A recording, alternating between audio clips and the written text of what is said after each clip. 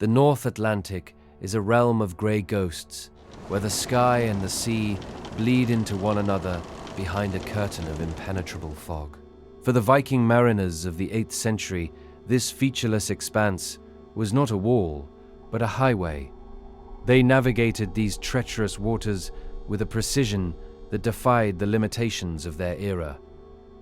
Central to this mastery was a legendary object known as the Solarstein, or the Sunstone.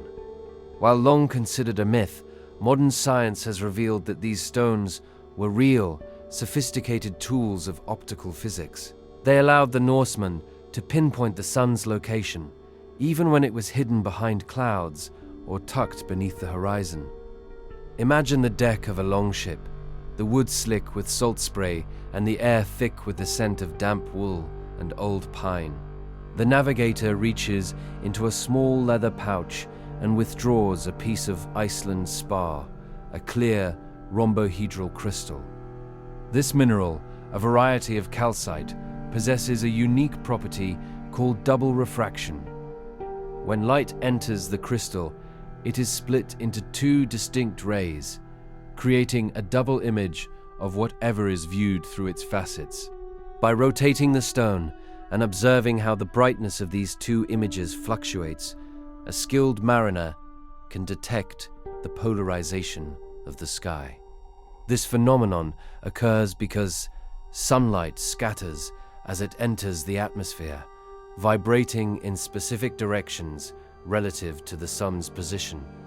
Even on a day when the sun is completely obscured by thick, heavy clouds, the sky remains polarized in a pattern centered on the solar disk. The sunstone acts as a filter, making this invisible pattern visible to the human eye. The navigator scans the horizon, his movements slow and deliberate, watching the crystal until the two images reach an equal intensity. In that moment of balance, the stone points directly toward the hidden sun, providing a bearing that allows the ship to maintain its course across the trackless deep. This technique was so effective that it could be used even during the long twilight hours of the northern summer, when the sun dips just below the horizon. For centuries, the sunstone was only mentioned in the Norse sagas, such as the tale of King Olaf and Sigurd. In the saga, King Olaf asks Sigurd to locate the sun on a snowy, overcast day. Sigurd points to a spot in the sky, and Olaf uses a sunstone to confirm his claim, the light of the stone proving the boy's accuracy. Many historians dismiss these accounts as later additions or magical embellishments to the historical record.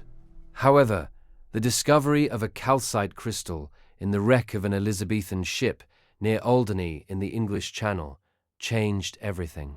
This ship, which sank in 1592, carried a sunstone among its navigational tools, suggesting the technology was used for centuries. Scientific experiments have since proven that a navigator using Iceland spar can find the sun with an error of less than 1%. This level of accuracy is staggering, rivaling the precision of the magnetic compasses that would eventually replace these ancient stones. As we consider the ingenuity of the Vikings, we begin to feel the rhythm of their journey. The longship rises and falls with the slow, rhythmic swell of the deep Atlantic. The sound of the water against the hull is a constant, low-frequency hum, a soothing vibration that echoes through the wooden ribs of the boat. The wind is a soft, steady presence, whispering through the rigging and the heavy wool of the sail. We are surrounded by a world of muted colors, where the gray of the fog meets the dark obsidian blue of the churning waves. There is no urgency here, only the steady, forward motion of the ship as it glides through the mist. The air is cool and refreshing, carrying the clean, sharp scent of the open sea. We watch the navigator, his hands steady and relaxed as he holds the stone. The crystal catches what little light remains, glowing with a soft, ethereal amber hue that feels warm against the cold grey of the day. With each breath, we sink deeper into the quiet of the ocean. The world of land and noise is far behind us, replaced by the eternal pulse of the tide. The rocking of the boat is like a cradle, a gentle, repetitive movement that lulls the mind into a state of total peace. We see the fine details of the Iceland's spar, the way its internal structure creates tiny, shimmering rainbows when the light hits a certain angle. The stone is a piece of the earth, ancient and grounding, providing a sense of security in the vastness of the sea. The crew is silent, their breathing synchronized with the movement of the waves. There is a profound sense of trust in the tools and the traditions that have guided their people for generations. We feel the weight of the heavy fur blankets, their warmth a comfort against the damp air. The fog seems to thin for a moment, revealing a world of soft, diffused light that stretches out in every direction. The horizon is a gentle blur, a soft boundary that offers no resistance to the drifting mind. We are simply floating, carried by the current and the wind, moving toward a destination that feels distant and unimportant. Every wave that passes beneath the hull is a reminder of the ocean's immense power and its quiet, steady endurance. The sound of the water is like a lullaby, a soft shushing that washes away the thoughts and worries of the day. We are focused only on the light in the stone and the rhythm of the sea.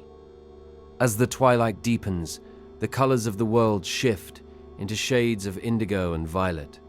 The sunstone is tucked away, its work done for the day, and the navigator rests his head against the wooden mast. The ship continues its steady pace, a silent ghost moving through the dark water. The stars begin to peek through the thinning clouds, tiny points of light that reflect in the dark mirrors of the waves. We feel a deep sense of calm, a connection to the ancient travelers who sat in this very spot a millennium ago. Their knowledge is our comfort, their steady hand our guide through the night. The darkness is not a void, but a soft, velvet embrace that signals the time for rest.